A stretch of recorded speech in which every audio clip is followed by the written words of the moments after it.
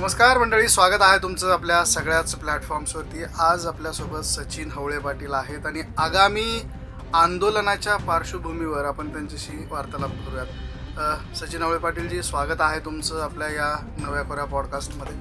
काय सांगाल, सध्याची सामाजिक परिस्थिती काय सांगते आहे आणि मनोज जरांगे पाटील हे आगामी काही दिवसात एका नवीन आंदोलनाची घोषणा करतात, त्या संदर्भाने काय माहिती सांगाल प्रेक्षकांसाठी? सर्वांना जय शिवराय. संघर्ष योद्धा मराठा योद्धा मनोज जरांगे पाटील यांनी 2 वेळेला आम्ही मुंबईला गेलो आणि आताच्या ज्या मुंबईच्या वारीला गेलो आम्ही. आरक्षण घेतल्याशिवाय आम्ही हटणार नाही हा हेतू ठेवून आम्ही त्या ठिकाणी गेलो. राधाकृष्ण विखे पाटील साहेब असतील किंवा सरकारचं शिष्टमंडळ आलं, त्यांनी जरांगे पाटलाला शब्द दिला, हैदराबाद गॅजेट लागू झालं.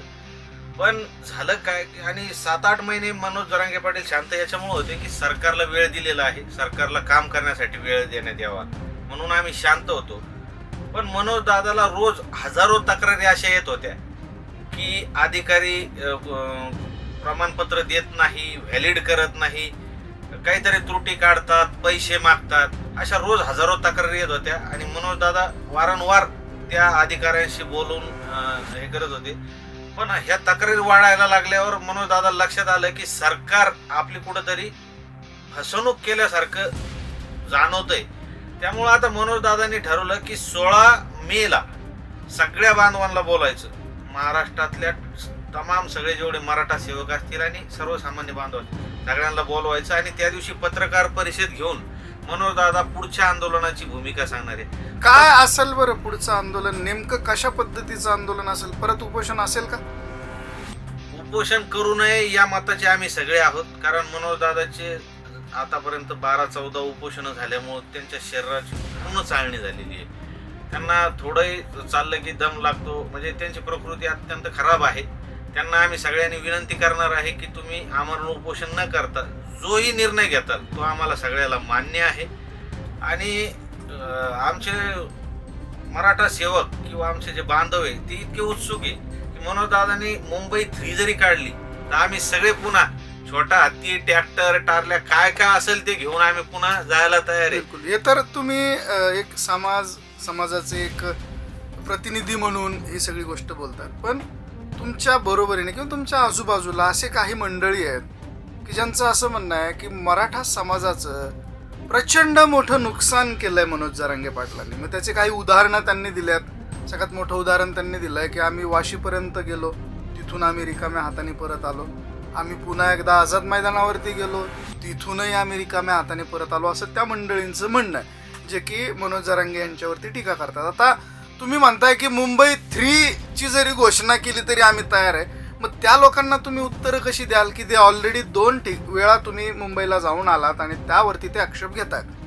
सर, मराठा आरक्षणाला बलिदानाचा शाप आहे. तुम्ही जर बघितलं, गेल्या 40 ते 50 वर्षापासून मराठा आरक्षणाचा लढा आहे. स्वर्गवासी अण्णासाहेब पाटील यांनी हा लढा उभारला. त्यानंतर स्वर्गवासी अण्णासाहेब जावळे पाटील असतील, देवीदासजी वडजे असतील, विनायकजी मेटे असतील, काकासाहेब शिंदे सारखे असे हजारो आमचे बलिदान गेलेले आहे. मनोज दादा यांनी आंदोलन चालू केलं हे समजा 3 वर्ष झाले. त्याच्या अगोदर त्यांचा 12-15 वर्षाचा इतिहास आहे.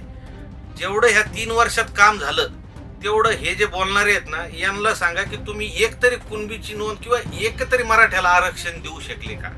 बरं ठीक आहे, मनोज जरांगे पाटलांना फसवणूक केली यांचं जसं म्हणणं आहे, ते तर शांत बसले होते ना आता 7-8 महिने. यांनी काय दिवे लावले? अहो, यांनी मनोज जरांगे पाटलाला नाव ठेवून 2-4 दिवस तुमच्या नॅशनल मीडियावर पब्लिसिटी मिळवून घेतली. आज त्यांना कुत्र विचारत नाही सर. स्वतःची बायको, आता तिला राह नाही, ते बायको सोडली तर बाकी कोणी विचारत नाही. त्यांनी कॉमेंटचा विचार करावा.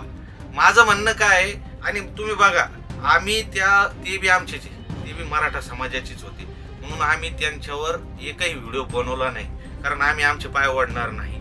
त्यांना अजूनही विनंती आहे, त्यांनी ह्या गोरगरिबाच्या अन्नात विष कालवण्याचं काम करू नये. तुम्हाला जर लढा उभारायचा, तुम्ही सगळे जरी एक झाले आणि फक्त मनोज जरांगे पाटील आणि सर्वसामान्य मराठी आम्ही आमचं पाहून घेऊ. तुम्हाला जर तुमच्या धमक आहे ना, मनोज जरांगे पाटलांना काही नाही दिलं तर तुमच्या जेवढी धमक आहे ती लावा आणि कसं तुम्ही आरक्षण मिळवून देता ते प्लॅन सांगा. आम्ही तर कित्येक वेळा आवाहन केलं. अहो यांना ते कॅमेरा दिसला की फक्त कॅमेऱ्यावर बोलायची सवय. यांनी रोज पाहावं तिथं हजारो लोक वेगवेगळे प्रॉब्लेम घेऊन येते. कुणाचं ऍडमिशनचं काम असतं, यांच्याकडून होतं का?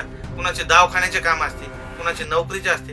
रोज कित्येक PSI येतील, पोलीस भरतीतले, म्हणजे लागलेले की आम्हाला लागलं म्हणून ते काय आम्ही त्यांना काय शोबाजी आहे का ती? हे आमच्या डोळ्यात काय हे गेलंय का? म्हणजे कसं कॅमेरा समोर आम्हाला जास्त बोलता येत नाही, त्यांच्यापेक्षाही तिखट आम्ही बोलू शकतो. पण आम्ही बोलल्याने मराठा समाजामध्ये उग्र प्रतिसाद उमटू शकतात. आम्ही सामंजस्याची भूमिका घेतो. आमच्या लोकांना आम्ही शांत करतो, कारण ते आम्हाला परवडणार नाही. आमच्या लोकांचे डोके खराब झालेले, हे काहीतरी उग्र आंदोलन करतील, केसेस होतील आणि पुन्हा त्यांना नोकऱ्या लागणार नाही. हा यांचा डाव आहे, सरकारचा डाव आहे. आमच्यावर पाठवायचे, भांडणं लावायचे, भांडणं लागले की केसेस करायच्या आणि त्यांचं नुकसान करायचं. काही जे आहेत ना, यांना मी सांगतो, गाडग्यातलं मटण जरी खाऊ घातलं तरी हे सरकारला मॅनेज होणारे काही हरामी अवलादी आहे. त्यांची नावही आम्ही कॅमेऱ्यावर सांगू शकतो, पण ते आम्हाला सांगायचे नाही. आत्ताच काही दिवसांपूर्वी, मला वाटतं काल परवाचीच गोष्ट आहे, की लक्ष्मण हाके आणि वाघमारे यांनी देखील या आगामी 16 तारखेच्या घोषणेवरती किंवा त्या पत्रकार परिषदेवरती त्यांनी आक्षेप घेतलेला किंवा त्यांनी तिखट अशी प्रतिक्रिया दिलेली आहे. त्यांचं म्हणणं आहे की आता फडणवीसांना किंवा बीजेपीच्या लोकांना टार्गेट करण्यासाठी शिंदेचे काही मंत्री हे जरांगेंना फूस लावतात आणि पुन्हा एकदा आंदोलनाचं हत्यार त्यांच्यासाठी खुलं करून देतात. याबद्दल तुमचं हे डुप्लिकेट केस घालणारा हाक्या आणि तो नावण्या वाघमाऱ्या, याच्या डोक्यावर केस उगत नाही हाकेच्या, आणि याच्या वाटावर मिशा उगत नाही त्या नावण्याच्या. जरांगे पाटील शांत होते, हे बी 7-8 महिने यायला कोणा कुत्र्याने विचारलं, कोणता पत्रकार जात नव्हता. जसं जरांगे पाटलांना सांगितलं की 16 तारखेला मी पत्रकार परिषद घेणार, ते म्हणले का आम्ही उपोषण करणार, का आम्ही काय मुंबईला जाणार, काही म्हणले का? लगेच कुत्रे लागले भोकाला. जरांगेच्या बापाची का अंतरवाली आम्ही बी करू शकतो. अरे कर ना. डॉक्टर बाबासाहेब आंबेडकरांनी घटनेत तरतूद दिलेली, प्रत्येकाला प्रत्येकाच्या पद्धतीने राहण्याचा, जगण्याचा सगळा अधिकार, आंदोलन करण्याचा अधिकार दिलेला आहे. हुकुमशाही थोडी आहे. आम्ही काय टिकोरे घेऊन थोडी चाललो सरकारवर. आम्ही शांततेच्या मार्गाने जी जरांगे पाटील भूमिका गेल्या 3 वर्षापासून आम्ही शांततेत आंदोलन केले. येईनी उचकवायचं काम केलं, मराठा आणि ओबीसी मध्ये वाद लावण्याचं येईनी काम केलं.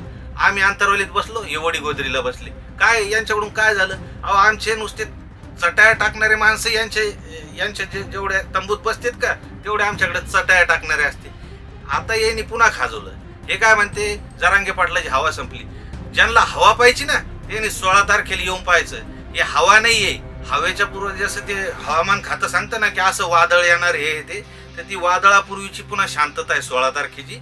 त्याच्यानंतर तुम्हाला दाखवतो जरांगे पाटलाची हवा संपली का नाही संपली. एकच पोस्ट टाकली ती सकाळी मी, की जरांगे पाटलाच्या 16 तारखेच्या आंदोलनात तुमचा पाठिंबा आहे का? तर खाली नुसतं हो नाहीच, काहीच विषय नाही तिथं. सर्वसामान्य हे काही संघटनाची सोडले ना मोजकी, संस्थापक, प्रदेशाध्यक्ष, ते 2-2च माणसं आहे प्रत्येक संघटनेत, तेवढे जर सोडले तर बाकी सगळे मराठी आमच्या सोबत आहे. बाकी हे मॅनेज झालेले गद्दार जे लोक आहे ना, हे आमच्या सोबत नाही, आणि ते नसुबी. मॅनेज आणि गद्दार ह्या मुद्द्यावरती आपण चर्चा करूयात. बरेचसे मंडळी असे आहेत की जे मनोज जरांगे यांचं अंतरवालीतलं पहिलं लाठीचार्ज झाल्यानंतरचं जे आंदोलन पुढे गेलं, मोठं झालं, त्यानंतर अत्यंत हिरिरीने सहभाग घेणारे मंडळी, हिरिरीने सोबत येणारे मंडळी आता टीका करायला तितक्याच तत्परतेने पुढे येतात. या अशा धोकेबाज किंवा तुमच्या पद्धतीनं, तुमच्या सांगण्यावरून जे धोकेबाज आहे, अशांबद्दल काय मत आहे तुमचं? काय सांगाल? अशा काय झालेलं आहे, आमच्यातल्या काही लोकांना शिवजयंती आली, पावती बुक छापायचे आणि पाणीपुरीवाले ऐकून वर्गणी आणायची 50-100 रुपये, त्यांनी दिलेत फुकटमध्ये पाणीपुरी खायची सवय लागलेली, हे भिकार चोटायला. आता या 3 वर्षापासून हे जरांगे पाटील आहे ना, फाटका माणूस आहे. हे ना खाऊंगा ना खाणे दूंगा असं आहे.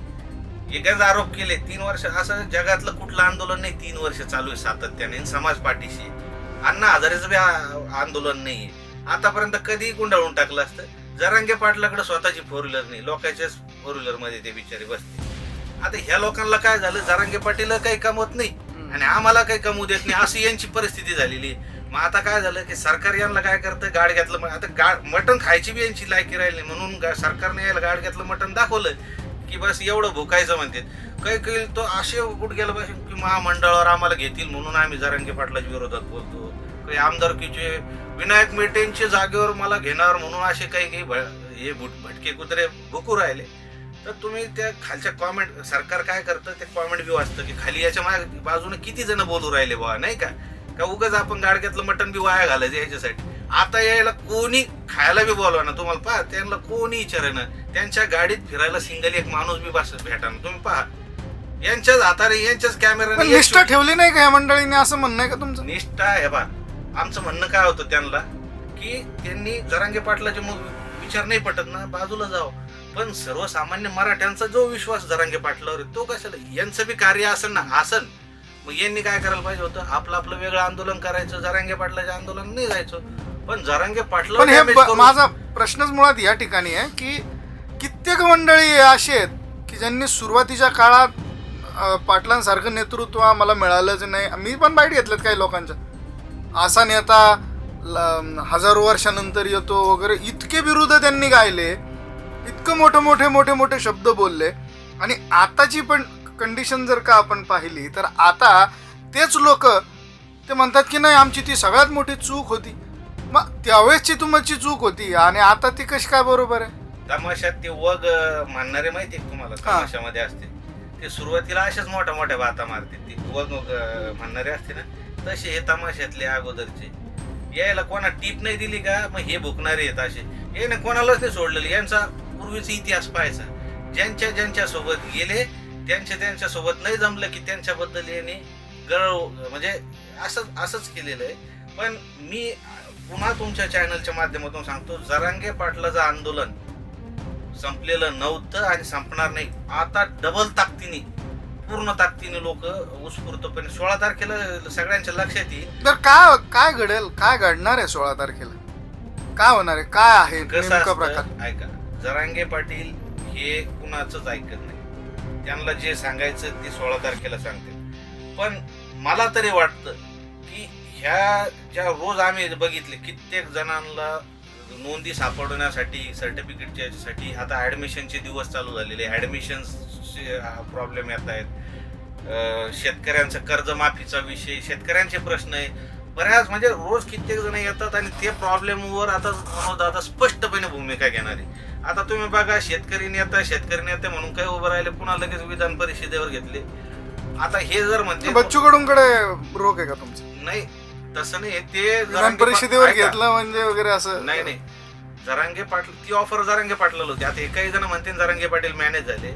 अहो, आमदारकीसाठी काय नाही करावं लागत. उदय सामंत आता मनोज जरांगे पाटलाच्या भेटीला आले होते का, ते कारण अजून जरांगे पाटलांना समोर येऊ दिलं नाही. पण आता परवा त्यांनी सांगितलं, तुम्ही सांगा, त्यांनी सांगितलं की उदय सामंत त्या दिवशी जे आले होते, शिंदे साहेबांनी मला पाठवलं, तुम्हाला विधान परिषदेवर घेण्यात येणार आहे आणि तुम्हाला मंत्रिपदही देणार आहे, कृपया तुम्ही त्याचा स्वीकार करावा.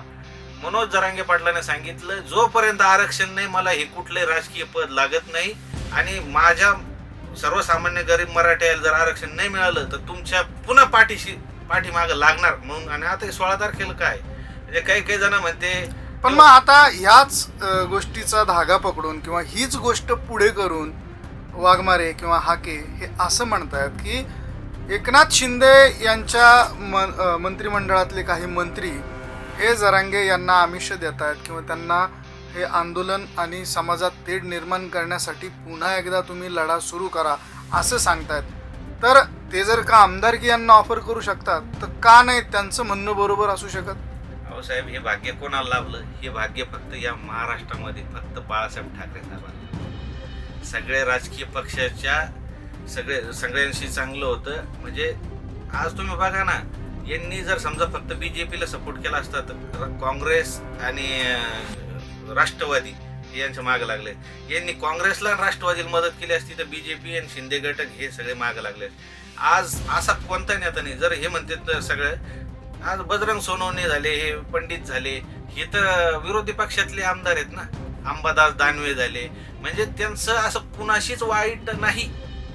ते 2-3 जे यांच्या विरोधात बोलते म्हणून ज्यांच्या सोबत आहे. पण यांचं म्हणणं आहे की शिंदेचे मंत्री यांना मोठ्या प्रमाणात घुस देतात किंवा शिंदेच्या मंत्री यांना रसद पुरवतात किंवा एकनाथ शिंदे हे देखील यांना रसद पुरवतात असं स्पष्ट हाके आणि वाघमारे यांचं म्हणणं आहे. रसद देऊन देऊन काय दिली असते? अहो, एक विधान परिषद जर घ्यायची तर 5-50 कोटी दिल्यावर बी विधान परिषद भेटत नाही.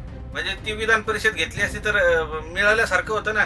आणि जेव्हा आंदोलन पुकारलं म्हणजे जातं, आताची सरकार- जी परिषदची विधान परिषद जी घेतली नाही त्यावरनं मग असं म्हणायचंय का तुम्हाला की मनोज जरांगे पाटील यांना विधान परिषद शिवाय मंत्रीपद ऑफर केलेलं होतं तरी सुद्धा त्यांनी ते घेतलं नाही आणि म्हणून अरे हे दोन भटके कुत्रे, यो नवनाथ वाघमारे आणि तो लक्ष्मण हाके, यायला काय वाटतं की जरांगे पाटलावर बोललं की आपल्याला आमदारकी भेटत. अहो, यायला ग्रामपंचायत सदस्य बी करणार नाही, कारण प्रत्येक गाव खेड्यामध्ये 90% मराठी.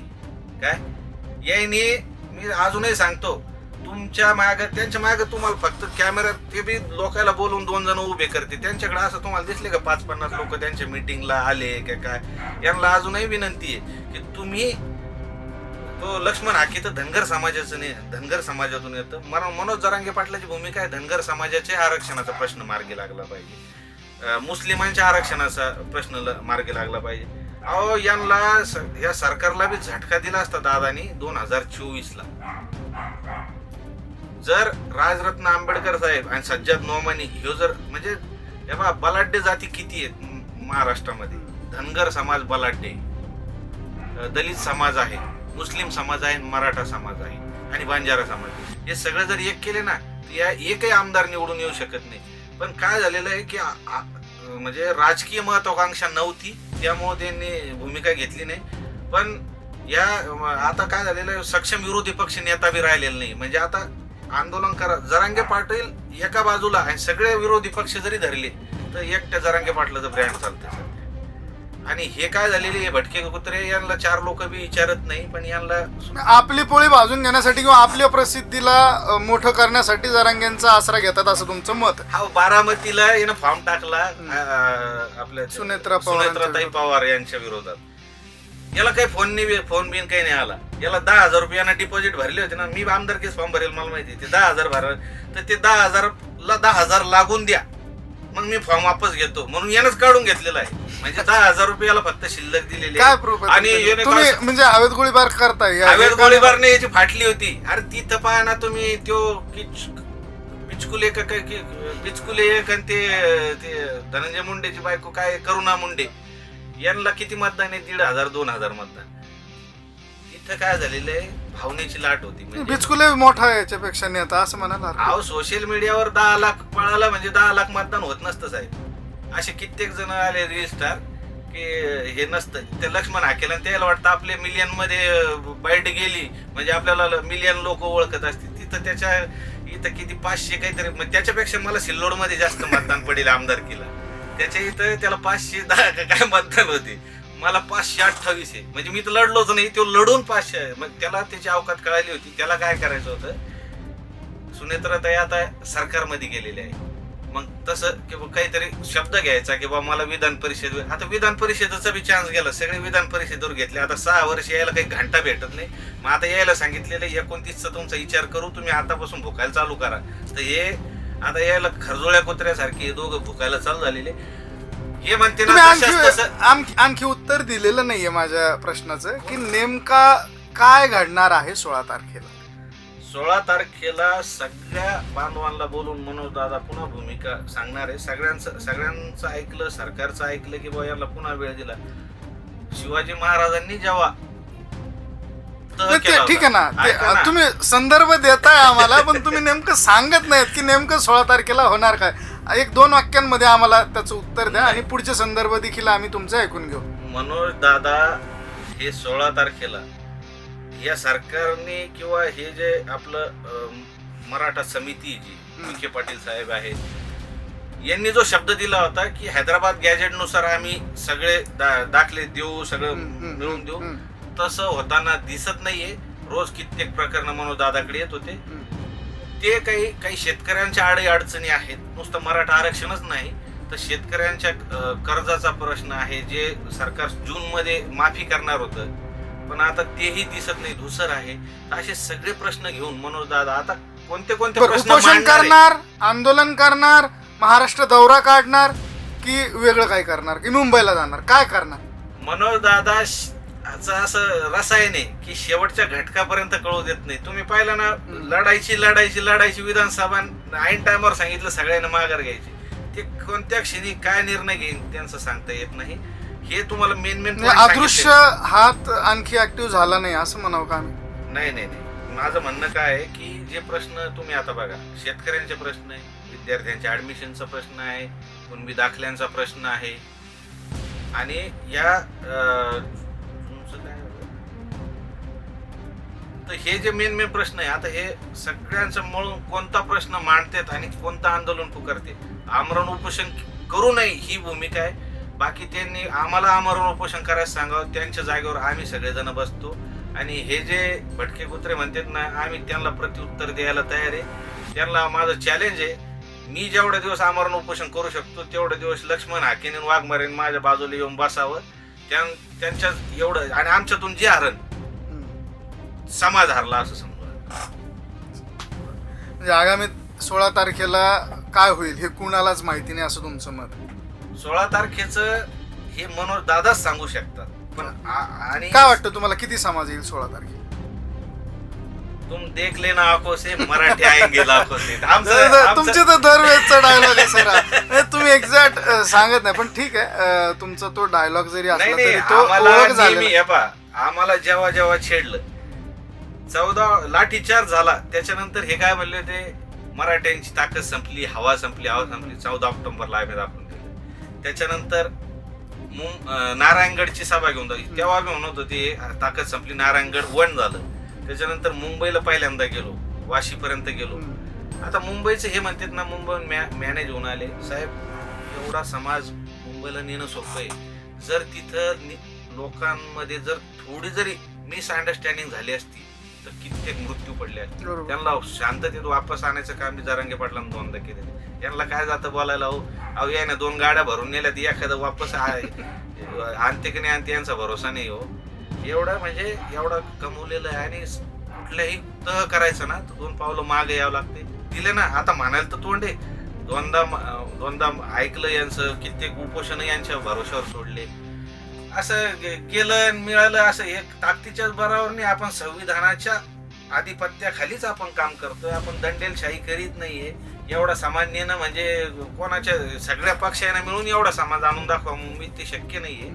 तिथं काही जोर जबरदस्ती केली नाही, त्याने शांततेतच आले, आणि शांततेच मराठा समाजाचे सगळ्या प्रश्नाचं मार्गी लावणार आहे. आणि आमची कित्येक दिवसाची इच्छा होती, मनोज दादांनी पुन्हा मैदानात उतरावं, आणि ते आमच्या मनासारखं झालेलं आहे. आणि आता आम्ही बघू की आरक्षणाचे आणि हे प्रश्न आमचे मार्गी कसे लागत नाही, ते लागण्यासाठी आम्ही सज्ज आहे सगळेजण.